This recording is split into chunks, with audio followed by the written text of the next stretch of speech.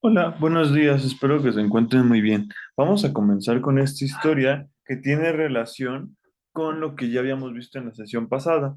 Ahora tiene que ver con cómo se va a dar el desenvolvimiento de las sociedades europeas y qué era lo que estaban viviendo en ese momento. Para este momento estaba surgiendo un momento artístico importante que es en Europa que se le conoce como el Renacimiento. Era un momento a partir del cual se buscaba el renacer del arte europeo que hubo en la antigüedad, que era griego y romano, y entonces se van a sentir esa inspiración y lo van a retomar. También va a empezar a surgir la idea de tener al ser humano como centro de todas las cosas, que va a ser el humanismo, ¿no? Y bueno, aquí tenemos precisamente una pieza del Renacimiento. Otras piezas que nos recuerdan precisamente este Renacimiento, a la forma en cómo se hacía arte en este momento, en fin. Tenemos otra de las piezas que va a ser aquí el David de Miguel Ángel, que es una de las piezas más clásicas del Renacimiento. Y también lo que hoy es el Vaticano, también fue construida y edificada durante el Renacimiento.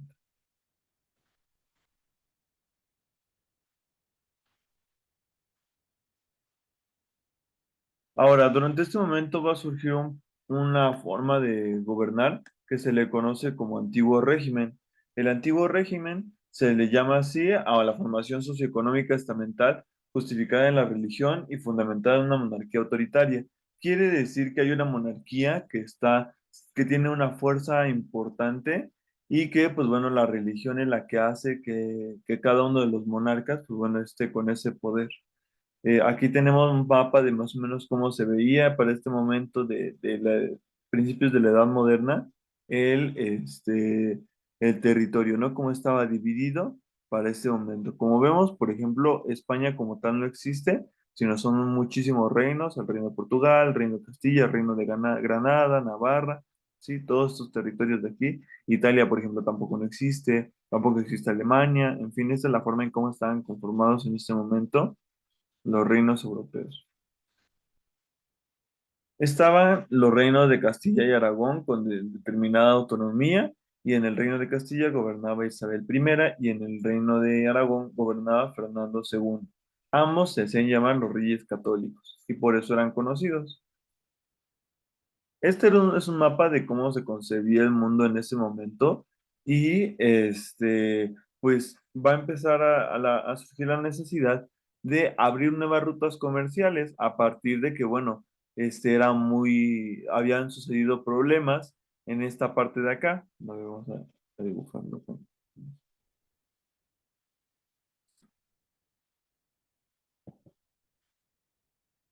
En este territorio de aquí habían invadido los otomanos en 1453.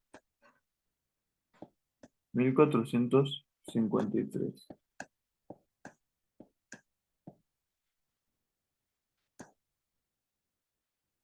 Y eso había causado que, pues bueno, que esos eran musulmanes y eso hacía que ya no tuvieran libre paso las, este, las provisiones europeas con Asia, ¿no? O sea, en vez ya había una conexión aquí interrumpida y entonces por eso surgió la necesidad de abrir nuevas rutas comerciales para tener contacto con lo que se extraía de Asia.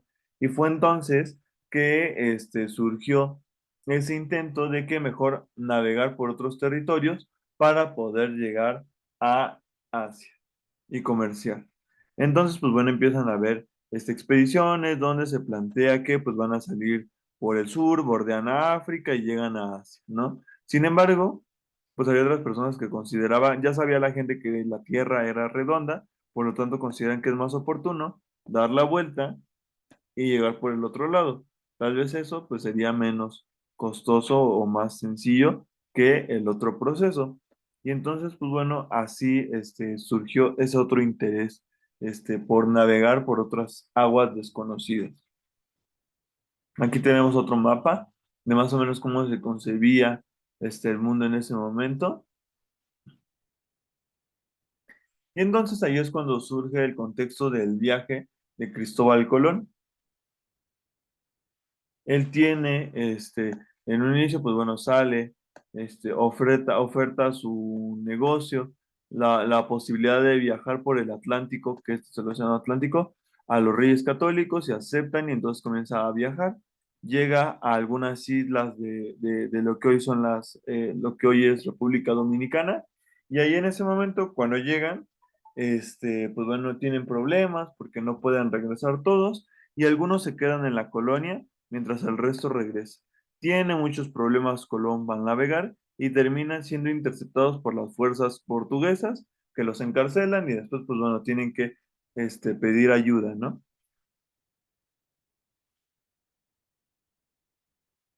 Después, pues bueno, van a entrar en negociaciones sobre qué territorios sí pueden conquistar los portugueses y se van a hacer esos tratados. El Tratado de Tordesillas era a partir del cual se van a dividir por medio de un paralelo, el paralelo 46, donde se define que esos territorios del paralelo 46 al paralelo cero van a ser los territorios que sí pueden conquistar los portugueses, ¿no? Esto que estoy coloreando de aquí serían lo que sí pueden conquistar los portugueses. Y el resto, pues bueno, pueden conquistar los castellanos, ¿no? Lo que hoy son los españoles. Sin embargo, pues bueno, eso va a traer problemas, pero porque va a haber descontento y van a darse cuenta que no solo era un pedacito de tierra, sino era bastante, ¿no?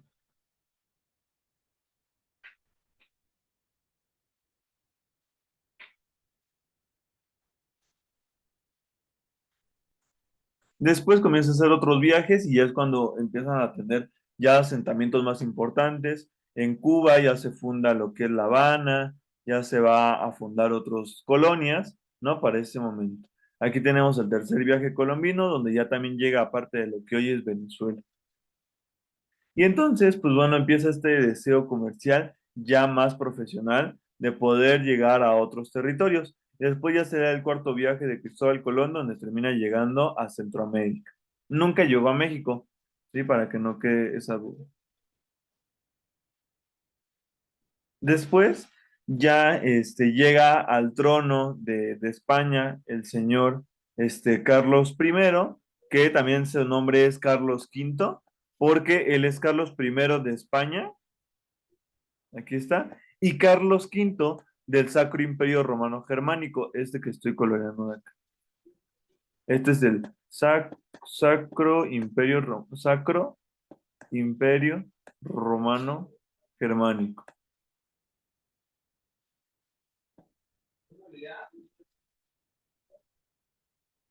Él va a ser uno de los primeros reyes que tenga, digamos, gran poder a partir del inicio de la Edad Moderna. Y entonces, con la llegada de Colón y después las otras expediciones que van a hacerse, pues bueno, poco a poco comienzan a descubrirse más tierras. Y aquí tenemos un mapa de cómo en un inicio se concebía que estaba conformada la tierra, ¿no? Como ven, no estaba tan ubicado todos los territorios de América, solamente unos cuantos, ¿no? Que era lo que se concebía para ese momento. Porque como sabemos, no tenían un Google Maps como para saber que no habían llegado, que era más territorio.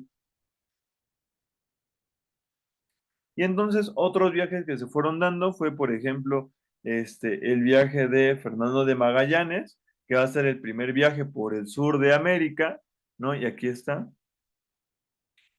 cómo va por aquí, pasa por el sur de América y llega a lo que hoy es Filipinas, que se vuelve una colonia española.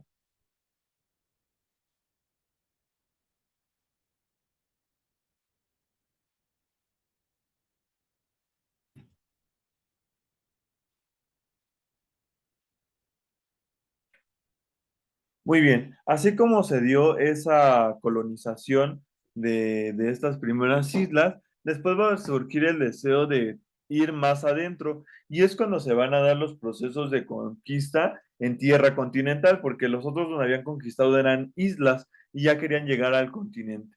Entonces, en el primer viaje, que es la expedición de Francisco Hernández de Córdoba, van a salir de Cuba, llegan a la península de Yucatán y después se regresan.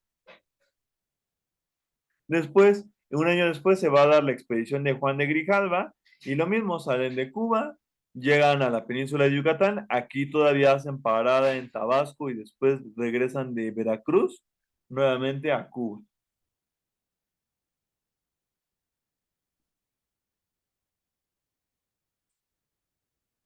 Y entonces, ¿cuál era el panorama que estaba surgiendo en ese momento en el altiplano central? Para ese momento, pues bueno, está gobernando como Tlatoani, Moctezuma, Xocoyotzin o Moctezuma. Y entonces, dense cuenta cómo está configurado el mapa, ¿no? El panorama en ese momento. Así es como estaba estructurado, ¿no? El lago de Texcoco, la Ciudad de México Tenochtitlan, y estaba siendo dominada por las fuerzas de la Triple Alianza, ¿no? Aquí están, Moctezuma. Y después se va a dar la tercera expedición. Y la tercera expedición es la importante porque es donde salen de Cuba y la viene dirigiendo Hernán Cortés. La dirigen, llegan, se encuentran con unos nativos, tienen un primer conflicto que va a ser la batalla de Centla, es la primera batalla que tienen los europeos con los nativos. Y en esa batalla de Centla va a ser en donde le den como tributo los nativos a una nativa que va a ser Malintzin. Aquí la tenemos, aquí donde estoy con el puntero. Ella es Malintzin o Malinche y ella va a fungir como traductora. Ella era una mujer maya, pero como cualquier otro nativo del periodo, sabía también náhuatl. Entonces, cuando ya se convierte parte de esclava española, entonces se aprende castellano, aprende náhuatl. Bueno, ya sabía náhuatl y entonces eso le permite ser traductora con los pueblos que vayan teniendo contacto de los conquistadores. Van avanzando, van acercándose a distintos territorios y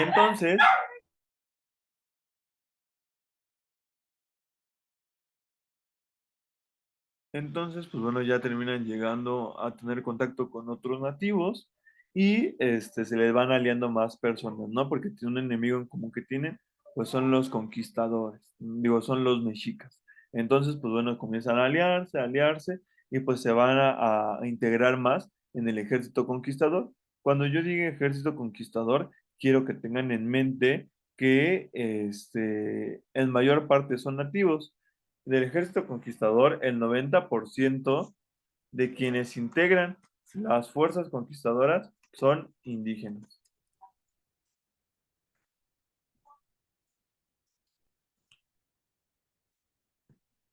Y el 10% restante son los europeos y africanos, y personas esclavizadas africanas, ¿vale? Así está conformado el ejército conquistador. Entonces, pues bueno, quienes van a brindar la inteligencia, la estrategia, van a ser los nativos que salían con los conquistadores, porque les dicen cómo ubicar las tierras, les dicen cómo está el panorama en el centro, quiénes son quienes dominan, en fin. Y entonces surge el deseo de Cortés de seguir avanzando hacia el centro. ¿Para qué? Pues para precisamente ir dominando más y más otros territorios, ¿vale? Precisamente por la riqueza que comienzan a hallar, pues bueno, es lo que les llama más la atención, ¿no? El oro y todo lo que comienzan a encontrar.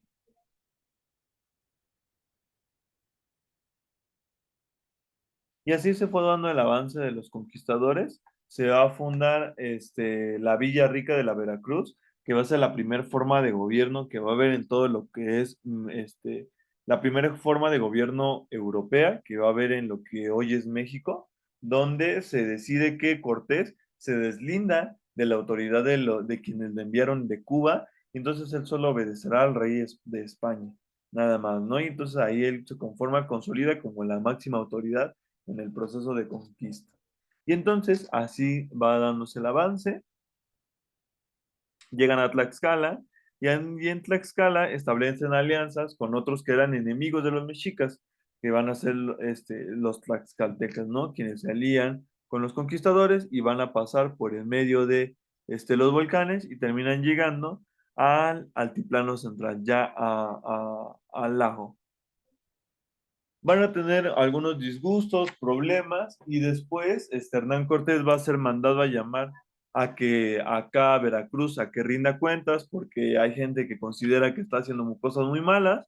Entonces se regresa Hernán Cortés deja a cargo a otra persona y esa otra persona que se queda a cargo, que va a ser Pedro de Alvarado,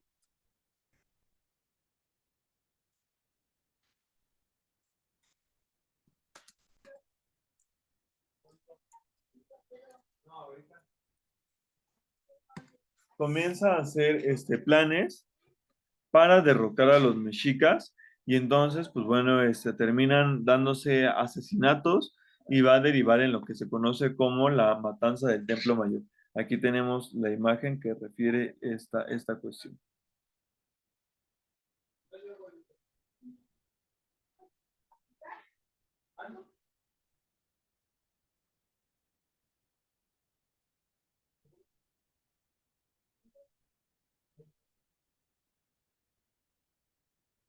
Bueno, después, las fuerzas, mexicas van a decidir enfrentarse, rebelarse y organizarse para acabar con los conquistadores y se da la batalla de la Noche Triste, en donde gran parte de las fuerzas conquistadoras terminan siendo derrotadas, más de la mitad, y eso hace que se genere rabia entre los conquistadores y el deseo de venganza para poder derrotar a los mexicas. Sin embargo, pues bueno, conforme van huyendo los europeos, junto con el resto de nativos aliados, los mexicas le van persiguiendo y terminan acorralándolos en Otumba, en la batalla de Otumba, y ahí es el momento en el cual, pues están peleando, combatiendo, pero terminan ganando los europeos porque los tlaxcaltecas les dicen las tácticas de cómo enfrentarse contra los mexicas y es por eso que los derrotan.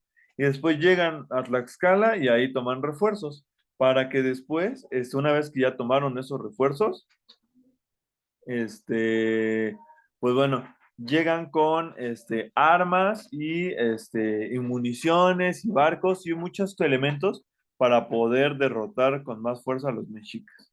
Y entonces terminan haciendo que caiga México Tenochtitlan en 1521. Y entonces después se fueron dando otros procesos de conquista. Se fue dando la conquista en Michoacán, en el norte de lo que hoy es México, en fin, otros territorios también se fueron conquistando. En Sudamérica se dio la conquista del Imperio Inca y entonces, bueno, estos fueron llegando a los conquistadores, que quiero que vean esa pintura. Es un reflejo de que realmente los conquistadores no iban tan armados ni acorazados como siempre se nos ha dicho. Hay quienes están hasta descalzos, quienes no tienen tantas armaduras, en fin, no son ejércitos profesionales. Quienes emprenden esas campañas de conquista son personas que ahí van defendiéndose, pero no tienen la gran o notoria fuerza, ¿no? Después, pues bueno, a quienes consolidaban, participaron en la conquista, van a tener pagos como la encomienda. Es decir, la encomienda era una forma a partir de la cual se daban determinados indígenas a un conquistador para que les trabajara. Y entonces, pues bueno, esto fue lo que se les hacía en honor a su labor en el proceso de conquista. Ahora, cuando ya llegaron los conquistadores, pues bueno, se van a dar cuenta que pues bueno, van a tener la tarea de querer evangelizarlos y entonces van a inventar algunas formas en cómo poder hacer que ellos entiendan la cristiandad. Uno de los inventos que se van a hacer para ese momento van a ser catecismos en los cuales se hacían especies de dibujitos, como los evangelizadores, los religiosos veían que los indígenas usaban códices, pues bueno, van a intentar hacer algo lo similar con enseñanzas bíblicas. Y aquí tenemos aquí más o menos cómo está estructurado, ¿no? Aquí cómo intentan simular una cruz y otros personajes, ¿no? Que bueno, según es la forma en cómo los europeos religiosos quieren hacer entender del evangelio a, a los indígenas, ¿no? Para convertirlos.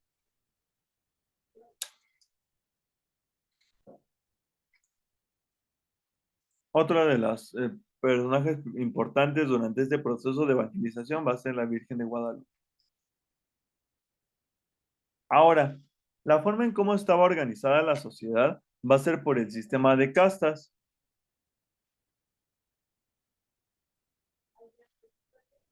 Estaba estructurado de la siguiente forma. peninsulares son europeos, ¿sí? Ahí no hay mayor problema.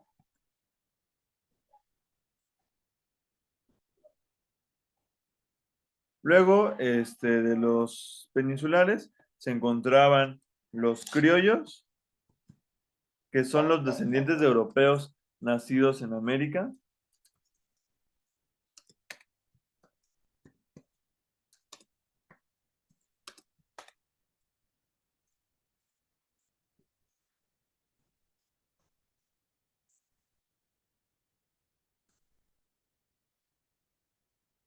Después tenemos a los mestizos.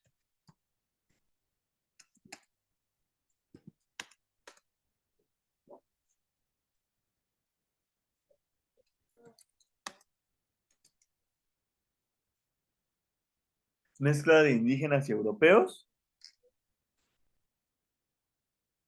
Y después van a estar los africanos o los negros,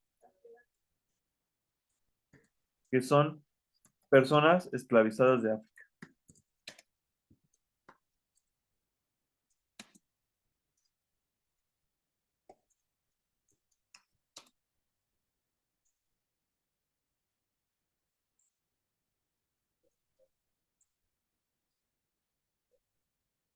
Así era como estaba estructurado el sistema de castas.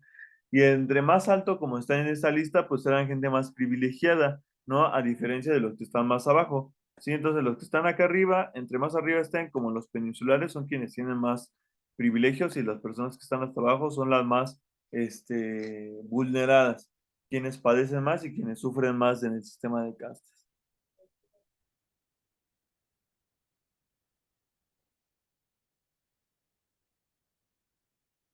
Entonces aquí tenemos un cuadro del sistema de castas, cómo estaba estructurado. Aquí dice español con india, mestizo, mestizo con española, castizo.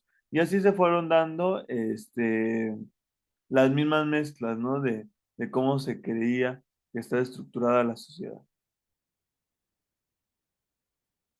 Ahora, durante el primer, este, Durante cuando llegan los europeos van a instalar virreinatos.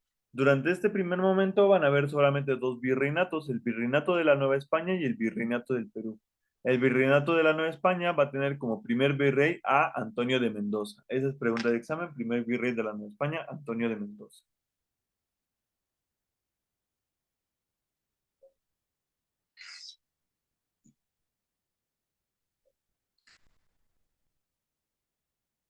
¿Cuál era la división de la Nueva España? Aquí tienen una forma de cómo está estructurada, ¿no? Que era de distintos reinos que estaban integrados en el virreinato.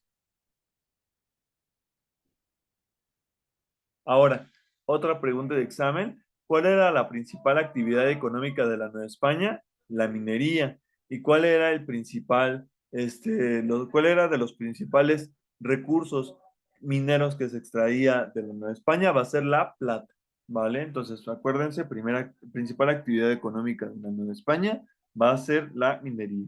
¿Cuál va a ser el principal recurso extraído de las minas novohispanas? La plata. Y en menor medida, el oro. Aquí les voy a señalar cuáles son las minas más importantes. La de San Luis Potosí, la de Taxco, Guanajuato, Zacatecas. Aquí le voy a bajar un poco para que lo anoten.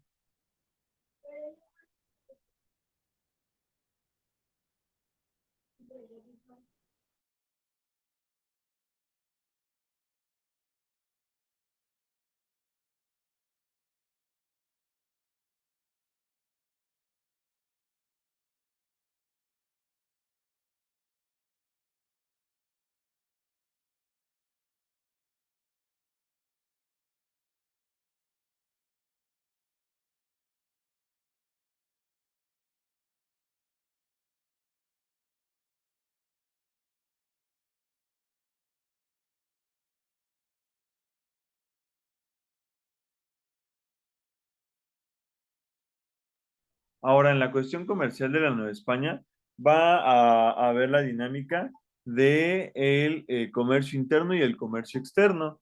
El comercio externo va a caracterizarse porque hay dos puertos.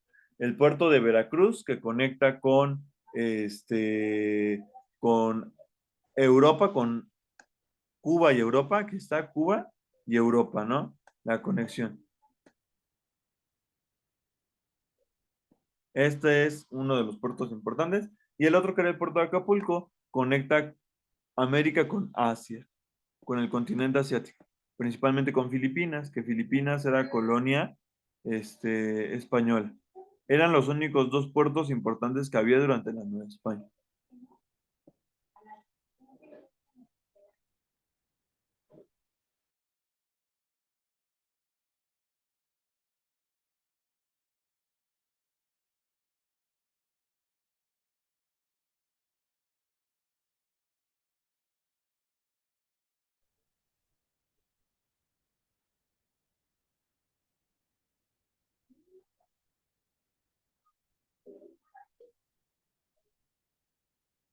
Ahora, conforme cuando va llegando a instaurándose la iglesia, va a llegar algo que va a ser la Santa Inquisición, y era una forma en cómo se quería mantener el orden del virreinato y que no hubiera un descontrol en la forma en cómo se regía la misma sociedad. Y entonces ahí va a tener los principales métodos de tortura, era la toca, la garrucha y el potro, ¿vale? Aquí tenemos las imágenes de los principales métodos de tortura que se usaron durante la Nueva España. Ahora, la forma de la expresión artística que era abundante durante los primeros siglos del virreinato de la Nueva España va a ser el barroco. Y el barroco se caracteriza porque hay una exageración de adornos. Sí, si se dan cuenta, esta pintura de aquí tiene muchísimos elementos. Aquí es otra pintura de acá, también tiene muchos elementos, exageración de personajes. Y por ejemplo, esta fachada de lo que hoy es el Sagrario Metropolitano también tiene muchísimos elementos, casi no tiene huecos, ni elementos, ni vacío. Y esto, pues bueno, tiene que ver con esta influencia de esta corriente artística que es el barroco. Ahora, escritores importantes también que eran barroquistas, que estaban influenciados por el barroco, tenemos a Sor Juana Inés de la Cruz, ¿no? Que es de este periodo.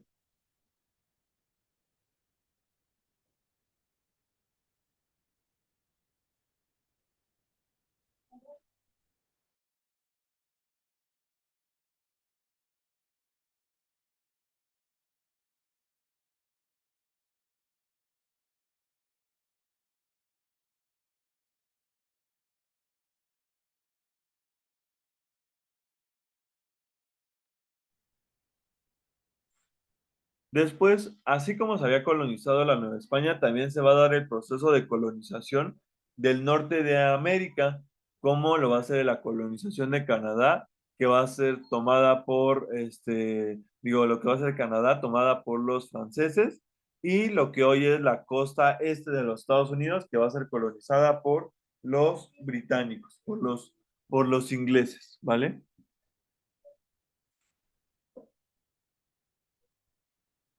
Ahora, para ese momento va a surgir una nueva forma de gobernar que va a ser el absolutismo. Eso es importante que lo copien. El absolutismo era un régimen político caracterizado por la concentración de todos los poderes en una sola persona. Se caracteriza por ser un aparato reorganizado y potenciado de la dominación feudal. Era el nuevo instrumento de la nobleza, que se veía amenazada debido a que se le permitió seguir ostentando el dominio del poder político, manteniendo a las masas campesinas en la base de la jerarquía social y a la burguesía emergente fuera de las clases dominantes. Es decir, que había un monarca que dominaba y tenía bien estructurado a sus súbditos, y entonces nadie podía cuestionarles y eran bastante autoritarios, dominantes.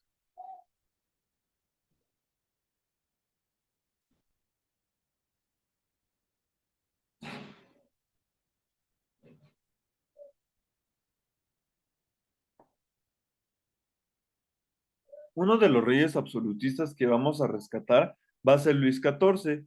Y bueno, él va a empezar a emplear guerras que se le conocen como las guerras de Luis XIV. que fueron conflictos europeos en los que intervino el rey de Francia bajo su misma administración. ¿Para qué intervino? Para tener influencia en otros reinos y poder dominarlos. Y entonces poco a poco iba ganando algunos reinos en favor de la monarquía francesa. Ahora, vamos a ir ahora con la cuestión de la filosofía. El racionalismo es la corriente filosófica que acentúa la razón en la adquisición del conocimiento. Es decir, que para entender el mundo es importante entender que la razón es la base de todo. ¿Sí? Solo por medio de la razón pueden encontrarse ciertas verdades. Manifestaba que estas verdades evidentes eran innatas, no derivadas de la experiencia. El racionalismo sostiene que la fuente de conocimiento es la razón dada por Dios. Es decir, que la forma en cómo podemos concebir el mundo a partir de procesos lógicos, pues es por medio de la razón. Y solo por medio de la razón podemos acceder a la verdad. Voy a dejar aquí un momentito esta diapositiva para que puedan copiar.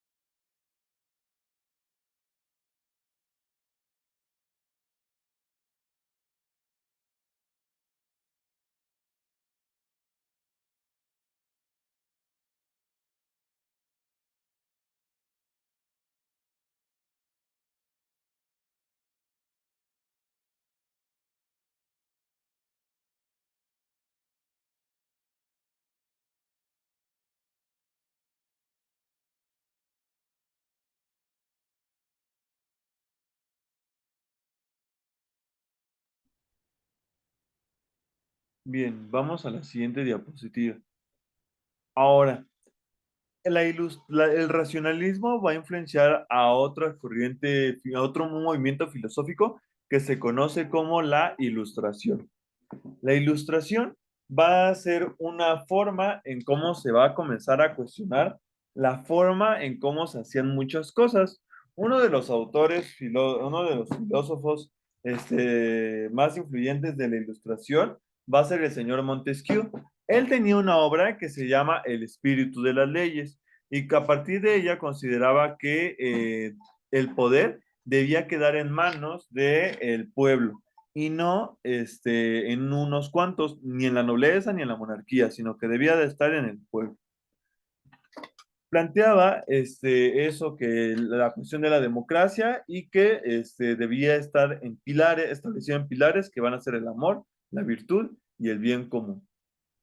También una de las cosas que va a plantear Montesquieu va a ser la división de los poderes en ejecutivo, legislativo y judicial, que es algo que continúa hasta nuestros días. Voltaire va a ser otro filósofo ilustrado que impulsará la abolición de los cargos feudales, es decir, que ya no estés obligado a trabajar en una tierra por el simple hecho de haber nacido ahí. También impulsa que se rompan las ligaduras que impiden que haya libre pensamiento y que pues bueno, se debe pensar mejor cómo cada quien decida oportuno hacerlo, ¿no? Esas son las principales obras de la ilustración. Vamos a dejar un momento aquí para que puedan copiar.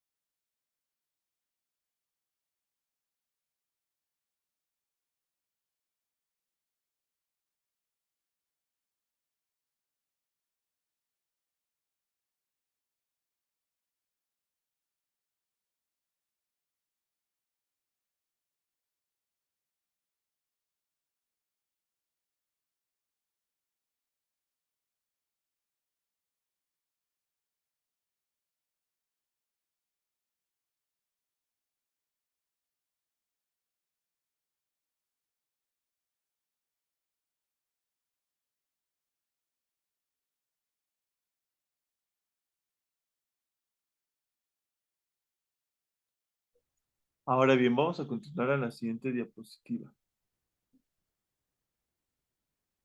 Otros filósofos ilustrados van a ser Rousseau. Rousseau proponía, era un promotor de la soberanía popular, donde el pueblo debe influir en la elaboración de leyes, es decir, quienes integran la sociedad deben de discutir cómo se debe de organizar esta misma sociedad.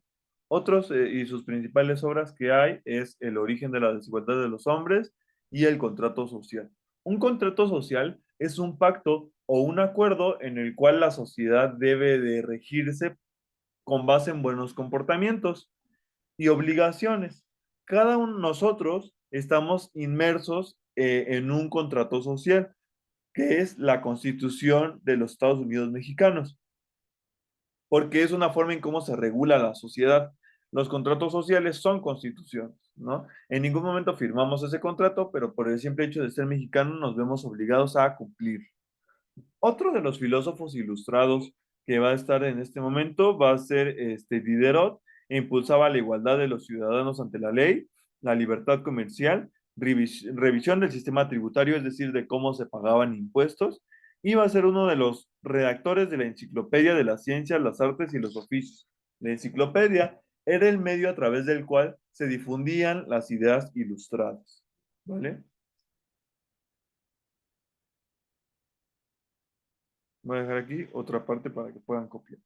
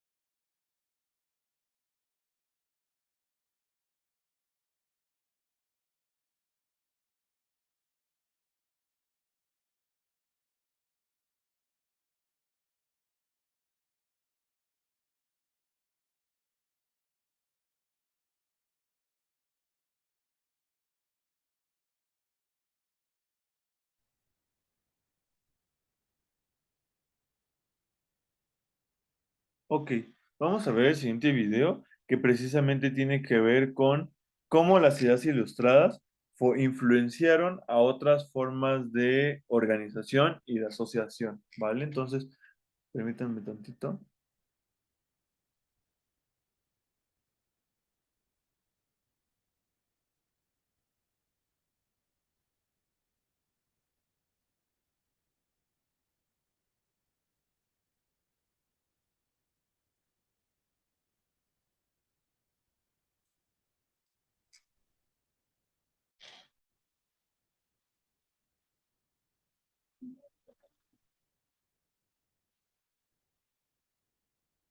Bueno, les voy a pasar, bueno, pueden ustedes de tarea, les va a tocar revisar este video para que, pues bueno, no quede duda de esto y lo veamos la siguiente sesión, ¿vale? Entonces, este video, búsquenlo, qué son los masones realmente, van a buscarlo y eso les queda de tarea, ¿vale? Muy bien. Otra corriente filosófica que va a surgir en este momento va a ser el empirismo. Es una corriente filosófica que puntualiza la experiencia y la evidencia, especialmente la percepción sensorial, es decir, lo que se obtiene a través de los sentidos en la construcción de ideas y la adquisición del conocimiento. Es decir, solo se puede llegar a adquirir la, la verdad a partir de la experiencia. Eso es lo que proponen los empiristas, ¿vale?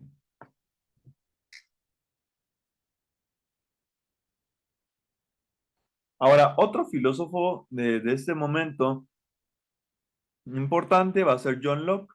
A él se le nombra como el padre del liberalismo clásico y aboga por las libertades civiles bajo el imperio de la ley y por una economía de mercado. Él impulsa la idea de que, bueno, el individuo puede debe participar en las dinámicas económicas y, pues bueno, no debe de ser limitado por el actuar del Estado, del gobierno en la economía, ¿vale?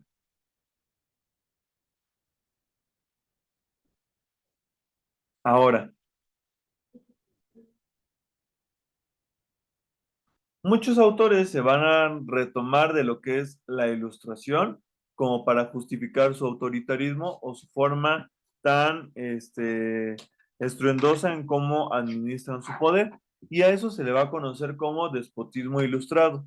Es la forma de gobierno autoritario que practicaron distintos reyes en la segunda mitad del siglo XVIII, inspiradas en las ideas de la ilustración.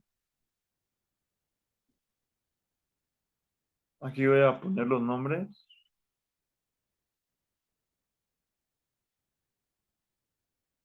Tenemos a Carlos III.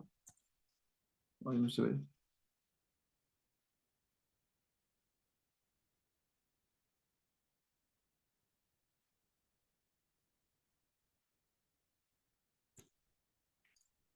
Carlos III de España. Tenemos a Federico de Prusia.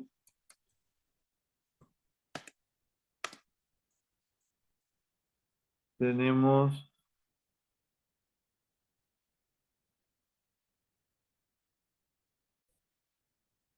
vamos a tener también a Catalina II de Rusia,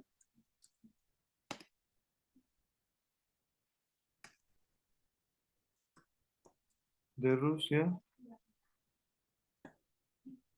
Catalina II de Rusia y María Teresa de Austria.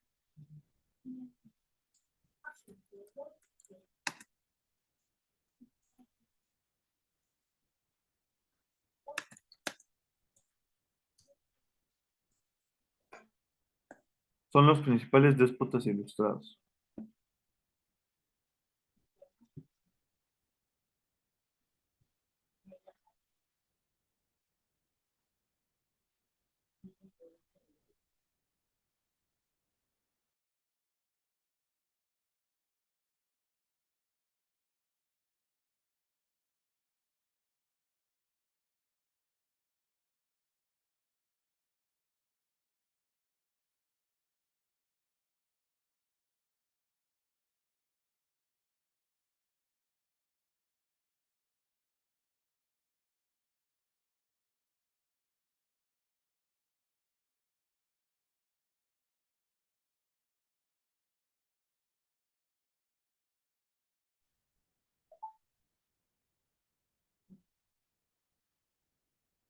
Ahora, entonces después vamos a ver cómo se va reorganizando esta forma de gobierno. A ver, vamos a borrar acá.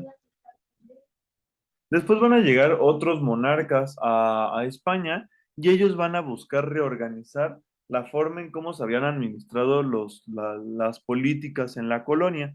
A eso se le va a llamar reformas borbónicas.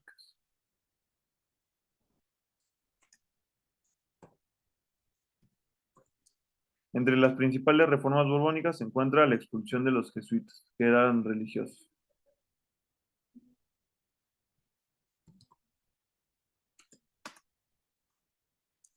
en 1767. También la introducción de criollos al ejército.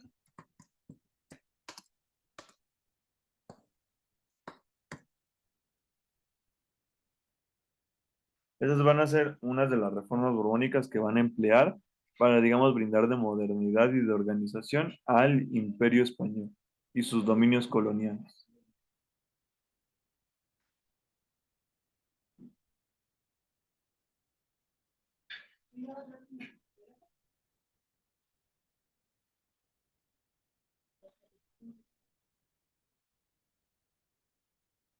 Después se va a dar un conflicto armado en Europa que va a derivar en otros problemas en América. Y entonces, a partir de ello, pues bueno, Francia va a perder todos sus dominios coloniales en América.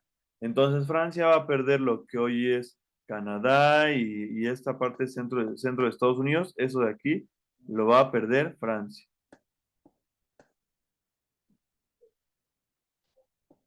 Una parte va a ser cedida a el Imperio Británico.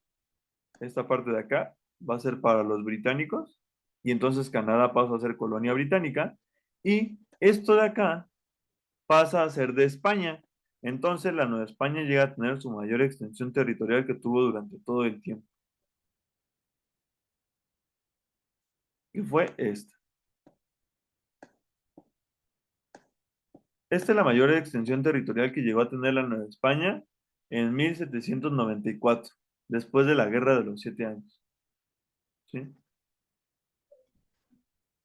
Y entonces, así es como se ha configurado el mapa en América y cómo se ha transformado a lo largo del tiempo.